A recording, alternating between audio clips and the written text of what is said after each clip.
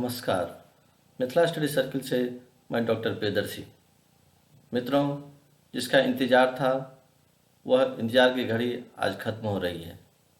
सरकार ने फाइनली 6,421 पदों की बहाली माध्यमिक और उच्चतर माध्यमिक विद्यालयों में प्रधानाध्यापक के लिए आज निकाल दिए हैं।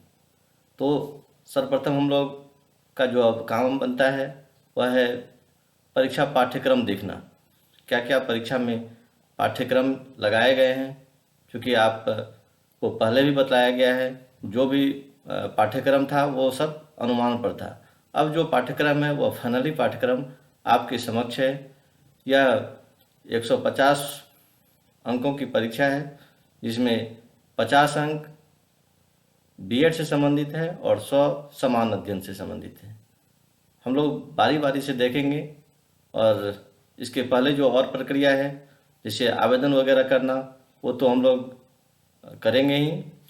उसके लिए आप पहले ढंग से पढ़ लें और कौन कौन सा चीज़ ज़रूरत है उसकी सारी व्यवस्था कर करके विधिवत ऑनलाइन आवेदन करेंगे। आइए हम लोग पाठ्यक्रम पर चर्चा करते हैं। देखिए, ये बीएड से संबंधित जो 50 अंक का पाठ्यक्रम है उसमें 12 यूनिट है। पहला यूनिट देखिए, इसमें क्या है, बाल्यावस्था की समझ विकासात्मक परिप्रेक्ष्य में। ये हम लोगों ने बीएड में पढ़ा है और वहीं इस सिलेबस में लगाया गया है। तो इसको आप देखेंगे और यहाँ से बहुत सारे ऑब्जेक्टिव प्रश्न बनेंगे और वहीं ऑब्जेक्टिव प्रश्न आपके परीक्षा में होगा। दूसरा देखिए, बालक एवं बाल्यावस्था, बिहार की प्रासंगिक वास्तविकताएं। बिहार की प्रासंगिक वास्तविकता के संदर्भ में इस चीज़ को पढ़ना है। तीसरा देखिए, वैयक्तिक विकास के आयाम। वैयक्तिक विकास के क्या आयाम हैं? शारीरिक आयाम, संज्ञानात्मक आयाम, भाषिक, सामाजिक एवं नैतिक, ये आयाम है। इस संदर्भ में हम लोगों को पढ़ना है। इनके अंतः संबंध एवं शिक्षकों के लिए निहितार्थ, और इसके साथ साथ पियाजे, एरिक्सन और कोहलबर्ग के संदर्भ में इन विद्वानों ने जो बात कही है ये वैयक्तिक विकास के संदर्भ में, तो इनके संदर्भों को हम लोगों को पढ़ना है, इनके सिद्धांतों को पढ़ना है, इनकी बातों को समझना है। उसके बाद देखिए, किशोरावस्था। किशोरावस्था में क्या है, किशोरावस्था की धारणा, क्या धारणाएं रहती है किशोरावस्था में। जब बच्चे आते हैं तो उसकी क्या धारणाएं बनती है, रूढ़ियाँ और समग्र समझ की आवश्यकता जो है, इस पर प्रश्न रहेगा, इस पर फोकस किया जाएगा। फिर देखिए, किशोरावस्था को प्रभावित करने वाले कारक, क्या क्या कारक है जो किशोरावस्था को प्रभावित करते हैं।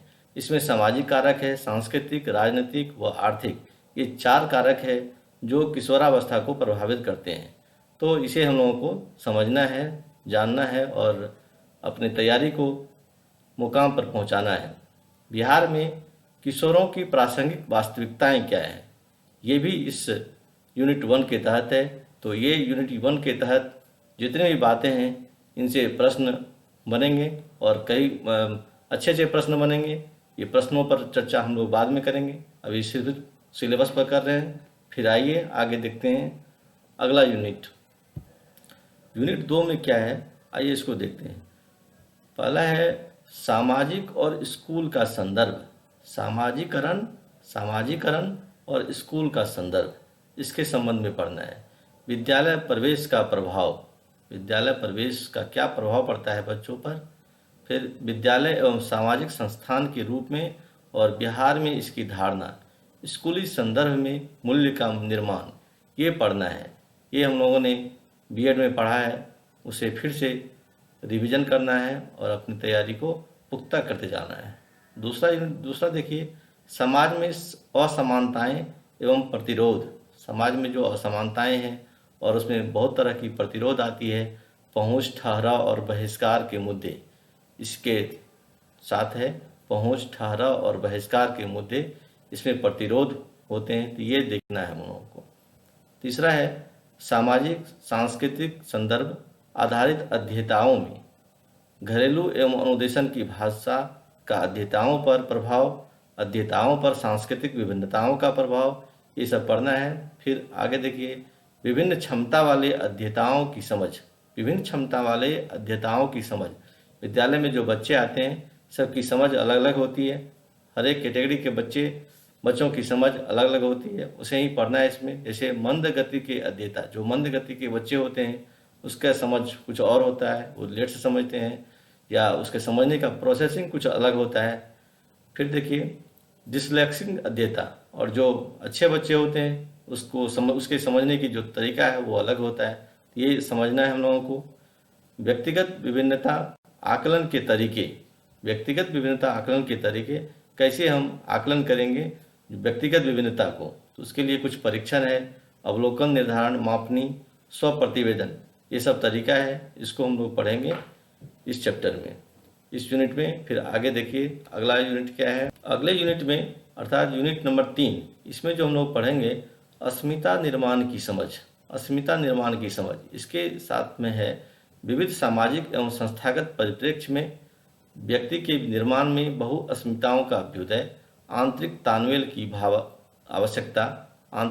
की आवश्यकता, द्वंद्वात्मक अस्मिताओं का प्रावधान। फिर देखिए शिक्षकों एवं विद्यार्थियों में अस्मिता निर्माण के स्थल के रूप में विद्यालय कैसे अस्मिता के निर्माण में भूमिका अदा करती है, ये देखेंगे। संस्कृति एवं लोकाचार, शिक्षण अधिगम अभ्यास एवं वर्ग कक्ष में शिक्षक संवाद। फिर मूल्यांकन अभ्यास, मूल्य प्रणाली एवं विद्यालय की प्रच्छन्न पाठ्यचर्या, ये पढ़ेंगे हम लोग यूनिट 3 में। अवधारणा, ये देखिए क्या है अवधारणा में, शिक्षा का अर्थ एवं परिभाषा। शिक्षा का अर्थ एवं परिभाषा, हम लोग दर्शन पढ़े हैं, शिक्षा का दर्शन, उससे है ये रिलेटेड। शिक्षा की प्रक्रियाएं, स्कूल की पढ़ाई, अनुदेशन, प्रशिक्षण एवं शिक्षा देना, शिक्षा के रूप, औपचारिक, अनौपचारिक, निरौपचारिक, ये पढ़ना। शिक्षा के जो डिफरेंट फॉर्म है उनको पढ़ना है। फिर देखिए राष्ट्रीय आदर्श को प्रतिबिंबित करने वाली शिक्षा के संवैधानिक प्रावधान क्या है। प्रजातंत्र, समानता, स्वतंत्रता, निरपेक्षता एवं सामाजिक न्याय, ये पढ़ना है। और ये फिलॉसफी से ही, ये जो यूनिट 3 है वो पूर्णतया फिलॉसफी पर आधारित है, शिक्षा का जो दर्शन है उस पर आधारित है। और अगला पढ़ेंगे इसमें राष्ट्रीय विकास हेतु शिक्षा आयोग 1964 से 66 तक ये है। और साथ साथ इसमें अभी जो नई शिक्षा पॉलिसी है इसको भी हम लोगों को एक्स्ट्रा में देख लेना है। आगे देखिए यूनिट 4 शिक्षा का दर्शन ही है। कुछ यूनिट 3 में और कुछ 4 में है शिक्षा का दर्शन और शिक्षा, ये पढ़ेंगे इसमें। दर्शन और शिक्षा, दर्शन का क्या अर्थ होता है और परिभाषा, दर्शन की भाषाएं एवं उनका शैक्षिक समस्याओं एवं मुद्दों के साथ संबंध, ये पढ़ना है। फिर पढ़ना है दार्शनिक पद्धतियाँ, इसमें देखिए दर्शन के संप्रदाय, आदर्शवाद, प्रकृतिवाद, प्रयोजनवाद, मार्क्सवाद एवं मानववाद, ये 1, 2, 3, 4, 5, ये जो विभिन्न प्रकार के वाद हैं इसका अध्ययन हम लोगों को करना है। फिर देखिए यथार्थ पढ़ना है, ज्ञान एवं मूल्य की अवधारणा के विशेष संदर्भ में उद्देश्य पढ़ना है। पाठ्यचर्या, शिक्षण विधि और अनुशासन हेतु इनके शैक्षिक निहितार्थ क्या है, इनका पढ़ना है। फिर आगे देखिए भारतीय दार्शनिक विचारक जो थॉट है, दार्शनिक विचारक हैं, उनके थॉट को पढ़ना है। आर.एन. टैगोर, रविन्द्रनाथ टैगोर, M.K. गांधी, महात्मा गांधी, स्वामी विवेकानंद, अरविंद घोष, जे कृष्णमूर्ति और गिजू भाई बधेका, ये जो दार्शनिक विचारक हैं इनके विचारों को पढ़ना है। फिर पाश्चात्य विचारक भी पढ़ना है, जैसे प्लेटो, रूसो और डेवी, इनको हम छोड़ नहीं सकते हैं। प्लेटो, रूसो और डेवी, इनको पढ़ना है। तो इतना जब हम करेंगे तो हमारा यूनिट नंबर 4 तैयार होगा। अब हम लोग देखते हैं जो यूनिट 5 में क्या पढ़ना है। इसमें देखिए समानता के अर्थ व संवैधानिक प्रावधान, समानता के अर्थ व संवैधानिक प्रावधान को पढ़ना है। फिर असमानता के प्रचलित रूप एवं प्रकृति, साथ ही साथ प्रभावकारी समूह व अल्प समूहों से संबंधित मुद्दे को पढ़ना है। विद्यालय में असमानता, सरकारी निजी स्कूल, ग्रामीण शहरी स्कूल, एकल शिक्षकीय स्कूल और विद्यालयी पद्धति में असमानताओं के विभिन्न रूप एवं असमानताओं को बढ़ावा देने वाली प्रक्रियाएं, इसका अध्ययन करना है। फिर विद्यालय शिक्षा में भेदकारी गुण, विद्यालय गुणवत्ता में अंतर, ये पढ़ना है। शिक्षा का अधिकार, कानून, विधेयक व इसके जो प्रावधान है ये पढ़ना है। तो कुल मिलाकर के सिलेबस जो है वह बहुत आसान भी नहीं है और बहुत छोटा नहीं है, इसे हम लोगों को पढ़ना ही है। मतलब एक साल में जो हम लोगों ने बीएड में पढ़ा है उसे फिर से पुनरावृत्त करना है यहाँ। आइए आगे देखते हैं अगले यूनिट में क्या पढ़ना है। यूनिट नंबर 6, इसमें पढ़ना है हम लोगों को अधिगम की प्रकृति एवं अवधारणा। अधिगम की प्रकृति एवं अवधारणा पढ़ना है। संप्रतीय अधिगम, कौशल अधिगम, मौखिक अधिगम, सामाजिक अधिगम, अधिगम सिद्धांत, समस्या समाधान। जो अधिगम के जो विभिन्न तरीकाएं हैं उन तरीकाओं को पढ़ना है यूनिट 6 में। फिर देखिए बुनियादी मान्यताएं और अधिगम सिद्धांतों की प्रासंगिकता का विश्लेषण करना है। व्यवहारवादी, सामाजिक संज्ञानात्मक एवं मानवतावादी अधिगम सिद्धांत ये पढ़ना है इसमें। मतलब ये आगे देखिए ज्ञान की रचना की प्रक्रिया के रूप में अधिगम। ज्ञान की रचना की प्रक्रिया के रूप में जो अधिगम है, इसमें अधिगम हेतु रचनावादी दृष्टिकोण ये पढ़ना है। फिर विद्यालय की प्रदर्शन और शिक्षार्थी की क्षमता के साथ सीखने का संबंध ये पढ़ना है। फिर अभिप्रेरणा की अवधारणा, प्रकार एवं इसे बढ़ाने की तकनीक पढ़ना है। वर्ग कक्ष, अधिगम विस्मरण, अर्थ और इनके कारण, अधिगम संधारण को विकसित करने की रणनीतियाँ। अगला देखिए कौशल सीखने के लिए अधिगम के अर्थ, स्वाध्याय विकसित करने के तरीके ये सब पढ़ना है। ये जो चैप्टर है, ये जो यूनिट है, ये मोटा मोटी मनोविज्ञान से संबंधित है। शिक्षा का जो मनोविज्ञान है उससे संबंधित है। फिर आगे देखिए अगला यूनिट में क्या पढ़ना है। यूनिट 7 में शिक्षक के कार्य एवं भूमिका का विश्लेषण। शिक्षक के कार्य एवं भूमिका का विश्लेषण, पूर्व संक्रिया अवस्था में कौशल एवं दक्षता, योजना दृष्टिगत करना, परिणाम पर निर्णय करना या बनाना, तैयारी और संगठन, अंतःक्रिया अवस्था, सहज एवं व्यवस्थित अधिगम, उत्तर क्रिया अवस्था अधिगम, परिणाम का आकलन, पूर्व अवस्था, अंतःक्रिया अवस्था, उत्तर क्रिया अवस्था पर विचार विमर्श या चिंतन। आगे देखिए प्रभावशाली शिक्षकों से संबंधित विशेषताएं।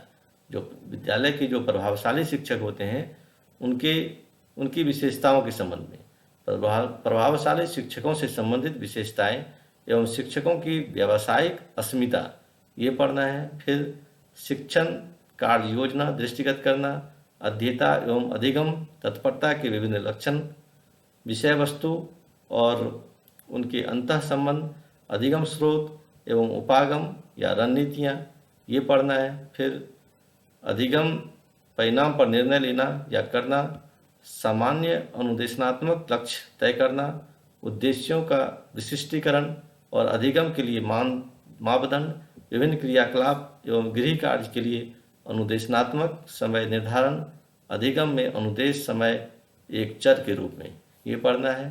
अनुदेशन के लिए तैयारी, इसमें है उपलब्ध अधिगम के स्रोत का चुनाव एवं पहचान या आवश्यक अधिगम स्रोत का विकास, एक योजना की तैयारी, एक योजना एवं पाठ योजना इसकी तैयारी, ये हम लोगों को यूनिट 7 में पढ़ना है। फिर आगे देखिए यूनिट 8। यूनिट 8 में क्या क्या पढ़ना है, आइए इसको देखते हैं हम लोग। अधिगमकर्ता को प्रेरित करना और उनके ध्यान को बनाए रखना, उद्दीपक विभिन्नता एवं पुनर्वलन, कौशल का महत्व ये पढ़ना है। फिर पढ़ना है कक्षा में विद्यार्थियों के अधिगम को प्रभावित करने वाले प्रश्न परीक्षा, उदाहरण एवं व्याख्या शिक्षकों की दक्षता के रूप में ये पढ़ना है। फिर पढ़ना है शिक्षण की रणनीतियाँ, क्या क्या रणनीतियाँ हैं, विवरणात्मक तरीका समझ के लिए शिक्षण उपागम एडवांस ऑर्गेनाइजर मॉडल, यह है प्रस्तुतिकरण परिचर्या और प्रदर्शन।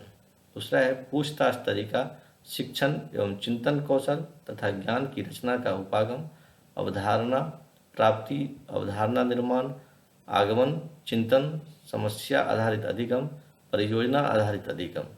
फिर है लघु समूह एवं बृहद समूह अनुदेशन की उपागम, सहयोग एवं समन्वित अधिगम उपागम, मस्तिष्क उद्वेलन, भूमिका निभाना, नाटकीकरण, समूह परिचर्या, अनुरूपण एवं खेल, वाद विवाद, प्रश्नोत्तरी एवं संगोष्ठी। तो ये बहुत महत्वपूर्ण टॉपिक है यूनिट नंबर 8। फिर देखिए आगे हम लोग यूनिट नंबर 9 में क्या क्या पढ़ना है। यूनिट नंबर 9, इसमें हम लोगों को पढ़ना है स्किनर, चॉम्स्की, पियाजे एवं वाइगोत्स्की के विशेष संदर्भ में बच्चे भाषा कैसे सीखते हैं। बच्चे कैसे भाषा सीखते हैं, इस संदर्भ में ये जो विद्वान हैं स्किनर, चॉम्स्की, पियाजे, वाइगोत्स्की, इनके विचारों को पढ़ना है। फिर भाषा की सामाजिक एवं सांस्कृतिक संदर्भ क्या है, भाषा का सामाजिक एवं सांस्कृतिक क्या संदर्भ है, ये पढ़ना है। भाषा एवं लिंग, भाषा एवं अस्मिता, भाषा एवं भक्ति, उसके बाद पढ़ना है भाषा एवं वर्ग समाज, ये पढ़ना है। फिर है भाषा का राजनीतिक संदर्भ, भाषा का राजनीतिक संदर्भ क्या है। बिहार और भारत हेतु बहुभाषीय संदर्भ, भाषा से संबंधित भारत में संवैधानिक प्रावधान, क्या क्या प्रावधान है सरकार का, भारत सरकार का, ये पढ़ना है। भाषा व ज्ञान की रचना, भाषा सीखने के उद्देश्य की समझ, कल्पना, सृजनशीलता, संवेदनशीलता, कौशल विकास, कैसे हम भाषा सीखते हैं, उनके क्या क्या उद्देश्य है, ये पढ़ना है। अनुदेशन के माध्यम का समीक्षात्मक समालोचन पढ़ना है। स्कूल के विभिन्न पंजीकृत विषय क्या क्या है, ये पढ़ना है। और भारत में भाषा की क्या स्थिति है, इसमें अनुच्छेद 343 से 351 और 350 को, ये हम लोगों को विशेष रूप से पढ़ना है। तो ये बहुत महत्वपूर्ण टॉपिक है, इससे काफ़ी अच्छे अच्छे प्रश्न बनेंगे। फिर आइए देखिए यूनिट 10, इसमें क्या पढ़ना है। अकादमिक अनुशासन क्या है, अकादमिक अनुशासन क्या है। अनुशासन और विषयों में मानवीय ज्ञान के वर्गीकरण की आवश्यकता या परिप्रेक्ष्य, समझिए क्या क्या परिप्रेक्ष्य है, ये देखिए। दार्शनिक परिप्रेक्ष्य, मानविकी परिप्रेक्ष्य, सामाजिक, ऐतिहासिक, प्रबंधन और शैक्षिक परिप्रेक्ष्य, ये जो 6 परिप्रेक्ष्य है, इन 6 परिप्रेक्ष्यों को हम लोगों को पढ़ना है। फिर विषयों, अनुशासन में शोध, विषयों और अनुशासन में शोध, आंकड़ा संग्रहण के तरीके, कैसे आंकड़ा संग्रहण करते हैं, कैसे निष्कर्ष निकालते हैं, सामान्यीकरण कैसे करते हैं, और सिद्धांत का विकास कैसे होता है। संदर्भ तैयार करना, टिप्पणी एवं संदर्भ सूची संचयिका, इनके संबंध में पढ़ना है। अंतः अनुशासन अधिगम क्या है, अंतः अनुशासन अधिगम एवं द्वंद्वात्मक प्रक्रिया क्या है, ये पढ़ना है। और इस यूनिट में लास्ट में जो हम लोगों को पढ़ना है, अंतः विषयक विषयों में गुणवत्ता सुनिश्चित करने हेतु प्रयोग में लाए जा सकने वाले मापदंड, ये पढ़ना है। तो ये बहुत महत्वपूर्ण टॉपिक है, इसे हम लोगों को अच्छे ढंग से तैयारी करना है। आइए आगे देखते हैं यूनिट नंबर 11। यूनिट नंबर 11, इसमें हम लोगों को पढ़ना है समता एवं समानता, जाति, वर्ग, धर्म, जाति समूह गुण, सामाजिक अक्षमता और क्षेत्रीयता के संबंध में ये पढ़ना है समता और समानता। फिर पढ़ना है महिला अध्ययन से जेंडर अध्ययन की ओर प्रतिमान विस्थापन, महिला अध्ययन से जेंडर अध्ययन की ओर जो प्रतिमान विस्थापित किए गए हैं, इनके बारे में पढ़ना है। ऐतिहासिक पृष्ठभूमि पढ़ना है। महिलाओं के शैक्षिक अनुभवों पर केंद्रित 19वीं एवं 20वीं सदी से सामाजिक सुधार आंदोलन के कुछ मील के पत्थर जो साबित हुए हैं, उसके संबंध में पढ़ना है। फिर लिंग, संस्कृति एवं संस्थान, इसमें वर्ग, जाति, धर्म और क्षेत्र का प्रतिच्छेदन है। फिर है शिक्षक, परिवर्तन के अभिकर्ता के रूप में, कोई भी जो परिवर्तन होता है उसमें शिक्षक क्या भूमिका अदा करते हैं, इस संदर्भ में पढ़ना है। पद्धति, आइए देखिए कौन कौन सी पद्धति अपनाए गए हैं। आगमन निगमन, आगमन और निगमन जो बहुत महत्वपूर्ण पद्धति है, ये पढ़ना है। व्याख्यान विधि, विमर्श, बहुभाषिक, स्रोत विधि, अवलोकन विधि, प्रयोगशाला विधि, प्रोजेक्ट और समस्या समाधान विधि और उनकी लाभ, सीमाएं और तुलना, ये पढ़ना है हम लोगों को। तो ये टॉपिक बहुत बहुत महत्वपूर्ण है, इसे पढ़ना ही है हम लोगों को। और 50 अंक में जो अंतिम टॉपिक है यूनिट 12, इसमें देखिए क्या क्या पढ़ना है। राष्ट्र और राज्य स्तरवार पाठ्यचर्या निर्धारक, पाठ्यचर्या जो निर्धारण होता है उसमें कौन कौन से महत्वपूर्ण है, इसके बारे में पढ़ना है। तो सामाजिक, राजनीतिक, सांस्कृतिक, भौगोलिक, आर्थिक विविधताएं हैं। फिर देखिए सामाजिक राजनीतिक आकांक्षाएं, आर्थिक आवश्यकताएं, तकनीकी संभावनाएं, सांस्कृतिक अनुस्थिति, राष्ट्रीय प्राथमिकताएं, शासन पद्धति एवं सत्ता संबंध और अंतर्राष्ट्रीय संदर्भ। ये है यूनिट 12 में जो पाठ्यचर्या निर्धारक हैं उसके संबंध में पढ़ना है। इसलिए आप देखे होंगे जो हर एक स्टेट का कुछ कुछ सिलेबस अलग होता है, फिर सीबीएसई का सिलेबस कुछ अलग होता है, या फिर देखेंगे जो हर एक यूनिवर्सिटी का कुछ ना कुछ सिलेबस में डिफ़र करता है। तो उसके जो कुछ मापदंड हैं या तरीका है जो कैसे निर्धारित किए जाते हैं उस संबंध में हम लोगों को पढ़ना है। आगे देखिए, अगला इसमें पढ़ना है यूनिट 12 में ही परीक्षण, मापन, परीक्षा, मूल्य निर्धारण एवं मूल्यांकन की अवधारणा तथा इनके अंतःसंबंध के बारे में पढ़ना है। आकलन के लक्ष्य एवं उद्देश्य पढ़ना है। आकलन के तरीके, कैसे आकलन करते हैं बच्चों का, प्रतिपुष्टि कैसे लेते हैं, ग्रेडिंग, पुनरुक्ति, प्रमाण पत्र देना तथा अधिगम समस्या से संबंधित निदानात्मक आकलन, ये पढ़ना है। छात्र उपलब्धि प्रतिवेदन, प्रगति प्रतिवेदन जो बनता है विद्यालयों में वो पढ़ना है। संचयी अभिलेख, प्रोफाइल और उनके उपयोग, पोर्टफोलियो, एक समावेशी विद्यालय की अवधारणा, आधारभूत संरचना एवं पहुंच, मानव संसाधन, दिव्यांगता के प्रति रवैया, संपूर्ण विद्यालयी दृष्टिकोण तक पहुंच, समुदाय आधारित शिक्षा क्या है, ये पढ़ना है हम लोगों को।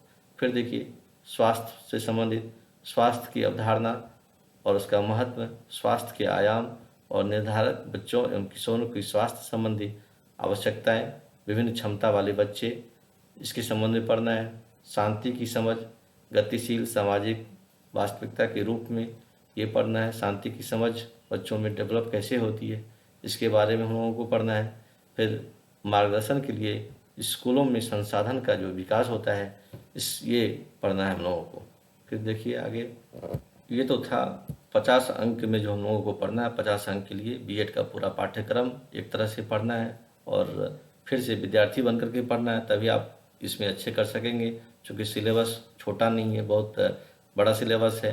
जो लगभग साल भर में पढ़ते थे बीएड में, वो अब तो हालांकि 2 साल का बीएड है, पहले साल भर का था जिसमें हम लोग पढ़ते थे, उसमें साल भर का बीएड था। तो वो जो पढ़ते थे वो अब 2-3 महीना के अंदर हम लोगों को पढ़ करके परीक्षा की तैयारी पूरी करनी है। आगे देखिए, जो पूर्णांक 100 नंबर का जो होगा, 100 प्रश्न समान अध्ययन से बनेंगे, उसमें देखिए क्या क्या क्षेत्र है। इस विषय में ज्ञान विज्ञान के निम्नलिखित क्षेत्रों से संबंधित प्रश्न होंगे। इसमें होगा सामान्य विज्ञान, राष्ट्रीय और अंतर्राष्ट्रीय महत्व की सामयिक घटनाएं, भारत का इतिहास और बिहार के इतिहास की मुख्य विशेषताएं, राष्ट्रीय आंदोलन एवं इसमें बिहार का योगदान बहुत महत्वपूर्ण है। इन सारी बातों को हम लोगों को पढ़ना है, क्योंकि इसमें 100 अंक हैं और इसमें आप जितना अच्छा करेंगे उतना आपका स्कोर ऊपर जाएगा। भूगोल के बारे में पढ़ना है, राज्य व्यवस्था पढ़ना है, अर्थव्यवस्था पढ़ना है, प्रारंभिक गणित और मानसिक क्षमता परीक्षण, ये पढ़ना है हम लोगों को। फिर देखिए, उपर्युक्त विषयों का विवरण इस प्रकार है, क्या क्या पढ़ना है। सामान्य विज्ञान के तहत राष्ट्रीय और अंतर्राष्ट्रीय महत्व के संदर्भ में विकास के इतिहास के अंतर्गत विषय में जो पढ़ना है। फिर देखिए, राष्ट्रीय आंदोलन में जो पढ़ना है, भारत के राष्ट्रीय आंदोलन के अंतर्गत 19वीं शताब्दी के पुनरुत्थान के स्वरूप और स्वभाव, राष्ट्रीयता का विकास एवं स्वतंत्रता प्राप्ति से संबंधित प्रश्न पूछे जाएंगे। परीक्षार्थियों से आशा की जाती है कि वे भारतीय स्वतंत्रता संग्राम में बिहार की भूमिका पर पूछे गए प्रश्नों के भी उत्तर दें। मतलब फ्रीडम स्ट्रगल जो है, स्वतंत्रता संग्राम, उसे आप अच्छे ढंग से कर लेंगे तो, क्योंकि इससे प्रश्न बनेंगे। और नीचे लिख भी दिया है, इसलिए ये चैप्टर बहुत महत्वपूर्ण है। इतिहास में और देखिए, इतिहास के अंतर्गत विषय के सामाजिक, आर्थिक, राजनीतिक परिप्रेक्ष्य में विषय की सामान्य जानकारी पर विशेष ध्यान दिया जाएगा। परीक्षार्थियों से आशा की जाती है कि वे बिहार के इतिहास की मुख्य घटनाओं से परिचित होंगे। ये इतिहास में एक बॉर्डर लाइन दे दिया जो बिहार के संदर्भ में पढ़ना है, तो ये एक विद्यार्थियों के लिए या जो अभ्यर्थी हैं उनके लिए एक अच्छा है। चलो, उसका जो दायरा है वो थोड़ा सीमित हो गया। राष्ट्रीय और अंतर्राष्ट्रीय महत्व की वर्तमान घटनाओं तथा बिहार से संबंधित प्रश्न पूछे जाएंगे। मतलब ये जो समान अध्ययन का सिलेबस है उसमें बिहार फोकस है, बिहार को ढंग से पढ़ना है हम लोगों को। सामान्य विज्ञान में देखिए, सामान्य विज्ञान के अंतर्गत दैनिक अनुभव तथा प्रेक्षण से संबंधित विषयों सहित विज्ञान की सामान्य जानकारी तथा बोध पर ऐसे प्रश्न पूछे जाएंगे जिसकी किसी भी शिक्षित व्यक्ति से अपेक्षा की जाती है। जिससे वैज्ञानिक विषयों पर विशेष अध्ययन नहीं किया है वो भी इन प्रश्नों का समाधान दे सके, इस तरह के प्रश्न डिजाइन किए जाएंगे। और चूँकि ये समान अध्ययन से जो प्रश्न पूछे जाएंगे इसकी प्रकृति आप बहुत कुछ, चूँकि बीपीएससी एग्जाम ले रही है तो उसके पास अपना एक पैटर्न है, उसी ढंग से परीक्षा लेगी। तो ये था आपका परीक्षा पाठ्यक्रम। अब किसी भी प्रकार का जो मन में दुविधा है उसको दरकिनार करते हुए अपने तैयारी में लग जाइए। और ये मिथिला स्टडी सर्किल आपके लिए यथासंभव प्रयास करेगी कि आपको किसी प्रकार की समस्या, किसी प्रकार की त्रुटि ना हो। कहीं आपको अगर विषय वस्तु को समझ में अगर कहीं प्रॉब्लम है तो वो सारी व्यवस्था आपको मिथिला स्टडी सर्किल पर प्राप्त हो जाएगी। तो फिर हम लोग फॉर्म भरते हैं। आवेदन करने के बाद चैनल पर आकर के हम लोग हर एक यूनिट वाइज डिस्कस करेंगे और अपनी तैयारी को एक अंजाम देंगे। और जो भी जुड़ेंगे उम्मीद है अधिकांश उसमें से हेडमास्टर बनेंगे। यही शुभकामनाओं के साथ धन्यवाद।